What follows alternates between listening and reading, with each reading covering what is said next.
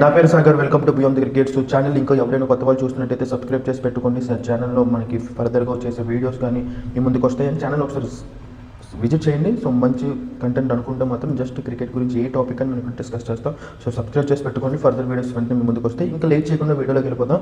So India attack disappoint చేశారు. So ఐర్లాండ్తో 2-0తో వైట్ వాష్ అయ్యారు. Really disappoint performance by team India. So first T20లో ఎక్కడో 99%లో ఎక్కడో 1% జరిగే ఛాన్స్ ఉంటుంది.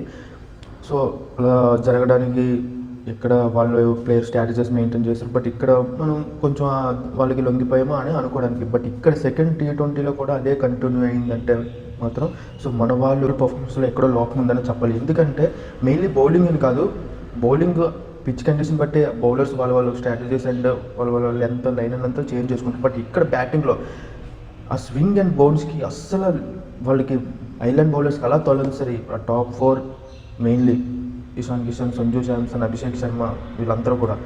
ఎందుకంటే బ్యాటింగ్ ఎందుకంటే ఐపీఎల్లో ఫ్లాట్ పిచ్చెస్ వాంకడే కానీ ముంబై, హైదరాబాద్, చెన్నై ఇంకెక్కడ చూసుకున్న ఇండోర్ ఎక్కడ చూసుకున్న ఈ ఐపీఎల్లోనే కాదు మన ఇండియన్ ఎక్కువ ఫ్లాట్ పిచ్చెస్, ఆ బౌలింగ్ పిచ్చెస్ లేకపోవడం, ఆ స్క్వేర్ బౌండరీస్, ఆ పెద్ద బౌండరీస్ లేకపోవడం, సో ఎక్కువ స్కోర్ ఇవన్నీ సో జనాల కోసం ఇవన్నీ ఎంటర్టైన్మెంట్ కోసం ఇవన్నీ కోసం బౌండరీస్ సైజెస్ తగ్గించి ఫ్లాట్ పిచ్చెస్ పెట్టేసి ఇవన్నీ చేశారు. సో ఫైనల్లీ ఏమైందంటే బౌలింగ్ పిచ్చెస్కి వచ్చేసరికి పర్ఫార్మెన్స్ నిల్ అయిపోయింది. ఏ ఒక్కరి నుంచి కూడా ఆ 2 జిట్టు ఒక 9-10 రన్స్ స్కోర్ అసలు ఇవన్నీ కదా పిచ్ మీద నిలబడడానికి దించుకున్నారంటే వాళ్ళ బౌలర్స్కి మాథ్యూ హెడర్ బౌలర్కి అండ్ జై ముండ్రా, ఎస్పెషల్లీ జై ముండ్రా అయితే రిప్పులు జరిగాడు. ఒక్క బాల్ వేస్తుంటే వికెట్ పడుతుందా అన్నట్టు బౌలింగ్ ఉండేది. మన వాళ్ళు బ్యాటింగ్ కూడా అలాగే ఉండేది. రియలీ అవుట్ ప్లేడ్ అయిపోయాడు. ఐర్లాండ్ బౌలర్స్కి మాత్రం అలాగా తలొంచారు. సో ఏం జరిగింది అంటే సో ఇండియా టాస్ గెలిచి బౌలింగ్ ఎంచుకున్నారు. సో 154 రన్స్ ఐర్లాండ్ వాళ్ళు స్కోర్ చేశారు. Really excellent bowling by prince Yadav. ఆ పేస్ అండ్ బౌన్స్ని చక్కగా యూజ్ చేసుకున్నాడు హర్షిత్ రాణా అండ్ హర్షదీప్ సింగ్ కూడా.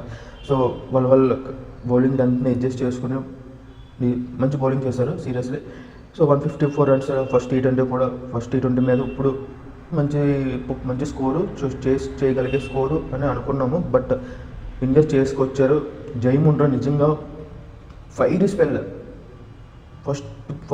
First ball wicket Sanju Samson LBW 137 of clicks of స్పీడ్తో వచ్చిన బాల్ని అంచనా వేయలేక LBW అయిపోయి నాకు నిజంగా చాలా ఆశ్చర్యానికి గురి చేసింది.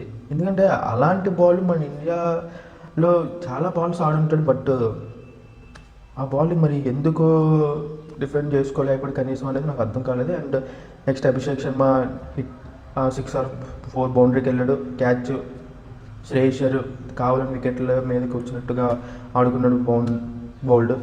ఇషాన్ కిషన్, తిలక్ వర్మ అనవసరంగా రన్ మూమెంట్ ఇచ్చి ఇషాన్ కిషన్ ముందుకు వస్తాడు. ఇంకా direct hit throw run out. So top 4 collapse. Next 4 ఓవర్స్కి సంథింగ్ 35 రన్స్ ఉన్న స్కోర్ 11 ఓవర్స్కి అంటే నెక్స్ట్ 12 ఓవర్స్ వరకు ఓన్లీ 40 రన్స్ చేశారు. అంటే నెక్స్ట్ 7 ఓవర్స్లో మన ఇండియా స్కోర్ చేసింది 40 రన్స్. అంటే దీన్ని బట్టి చూడండి ఐర్లాండ్ బౌలర్స్ ఎంత ప్రెజర్ పెట్టారు మన వాళ్ళ మీద అనేది.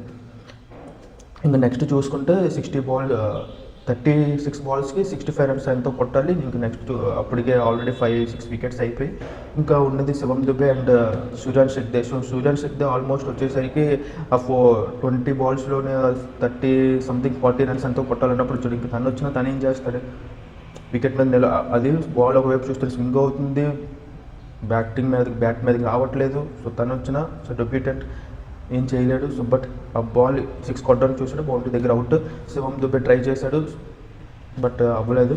అక్షర్ పటేల్ ఉన్నంత వరకు తిలక్ వర్మతో కలిపి వికెట్ నిలబెట్టడానికి చూశాడు. బట్ ఎక్కువ డాట్ బాల్స్ అవ్వడం కూడా ప్రెషర్ పెరిగింది. సో ఏం చేయలేకపోయారు. సో తిలక్ వర్మ మంచి పర్ఫార్మెన్స్, ఇంప్రెసివ్ పర్ఫార్మెన్స్. అండ్ ఐపీఎల్లో తన స్ట్రైక్ రేట్ చూసి ఏంటి తిలక్ వర్మ స్లోగా ఆడుతున్నాడు, స్ట్రైక్ రేట్ ఏంటి అలా ఉందా అని అనుకున్నాం. బట్ ఆ స్ట్రైక్ రేట్ ఆ ప్లే మనకి ఇక్కడ ఉపయోగపడింది. ఎంతో కొంత నిలబడ్డాడు, ట్రై చేశాడు అక్షర్ పటేల్తో కలిసి వికెట్. బట్ అక్షర్ పటేల్ అన్ఫార్చునేట్గా కీపర్ క్యాచ్ అవుట్ అయిపోయాడు. అండ్ దెన్ శివం దుబే కూడా పర్లేదు అనిపించాడు. బట్ లాస్ట్కి 1 రన్ తేడాతో లాస్ట్ బాల్కి 19 రన్స్, లాస్ట్ ఓవర్కి 19 రన్స్ కావాలనుకున్నప్పుడు బట్ క్రీజ్లో సెట్ అయిన బ్యాట్స్మెన్ లేకుండా బౌలర్స్ వచ్చి ఏం చేస్తారు. రియల్లీ ఇండియా సరిదిద్దుకోవాల్సిన తప్పులు చాలా ఉన్నాయి. ఇక్కడి నుంచి అయినా సరే ఇండియాలో ఆ బౌలింగ్ పిచ్చెస్ని T20లో అయినా సరే, సో ఫారిన్ కంట్రీస్లో ఉండే పిచ్చెస్ అండ్ ఇంగ్లాండ్ కూడా ఇప్పుడు ఫ్లాట్ పిచ్చెస్ ఉంటాయని అనుకోవడానికి లేదు. వాళ్ళు కూడా ఆ బౌలింగ్ పిచ్చెస్ మీద రీసెంట్గా కూడా స్టార్ట్ చేశారు ఆడడానికి. సో నెక్స్ట్ ఇంగ్లాండ్తో సిరీస్, సో లో ఆన్ కాన్ఫిడెన్స్ ఉంటుంది ఇండియా వాళ్ళకి. బట్ ఇక్కడ 2-2 ఓడిపోయి వైట్ వాష్ అయ్యి అక్కడ మంచి పర్ఫార్మెన్స్ అనేది మరి ఎక్స్పెక్ట్ చేయొచ్చా లేదా, మరి ఎలా? ఇంకా 1 డే గ్యాప్ ఉంది. సో జూలై 1 నుంచి సో ఇంగ్లాండ్తో 5 మ్యాచ్ T20 సిరీస్ స్టార్ట్ అయిపోతుంది. ఏం చేస్తారు? బట్ ఆ బ్యాటింగ్లో మాత్రం ఖచ్చితంగా సరిదిద్దుకోవాల్సినవి అయితే చాలా ఉన్నాయి. ఆ స్వింగింగ్ అండ్ బౌన్సీ డెలివరీస్కి అలవాటు పడాలి. ఎంతసేపు ఆ ఫ్లాట్ పిచ్చెస్, ఫ్లాట్ వికెట్స్ మీద ఆడుతూ ఉంటే కుదరదు. సో ఇలాంటి కండిషన్స్, ఇలాంటి ఛాలెంజెస్ వస్తుంటాయి. నేను పాయింట్ నచ్చిందని అనుకుంటున్నాను. సో నచ్చితే కొంచెం లైక్ చేయండి. సో వీలైతే షేర్ చేయండి. చూద్దాం ఇంగ్లాండ్తో ఎలా పర్ఫామ్ చేస్తారు అనేది. సో అది.